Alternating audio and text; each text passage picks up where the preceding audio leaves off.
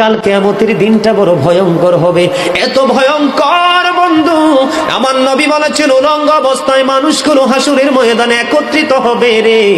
ও বন্ধু, প্রত্যেকের কবর থেকে ওই হাসুরের ময়দানটা কমপক্ষে 50,000 বছরের রাস্তা হবে রে বন্ধু।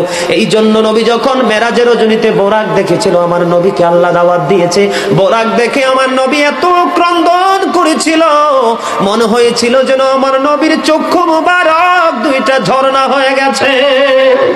রে যুবক, কাল কিয়ামতের দিন ঘাম এত ঘামবে রে, কেউ মাজা পর্যন্ত, কেউ নাভি পর্যন্ত, কেউ বা আবার পুরো শরীর বন্ধু ঘামের নিচে ডুবে থাকবে, আবার মাথার মগজ টকবক টকবক করে উতরাইতে থাকবে রে।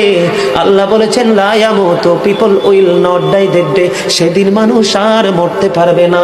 আল্লাহ বলেছেন ফিহা ওয়ালা ইয়াহইয়া, people will not be able to live that day, মানুষ সেদিন বাঁচতেও পারবে না। আবার আল্লাহ বলেছেন অমাহুম আনহা বিগাইবিন, people will not be able to escape that day, সেদিন মানুষ সেখান থেকে পালিয়ে যেতেও পারবো না। রে দুর্গাপুরের যুবক, হাদিস শরীফের মধ্যে এসেছে কাল কিয়ামতের দিন আল্লাহর আরশের ছায়া ছাড়া কোনো ছায়া থাকবে না। ওই কাল কিয়ামতের দিন এই দুর্গাপুরের যুবকগুলো চাইয়া দেখেন চাতক পাখির মতো বসে আছে।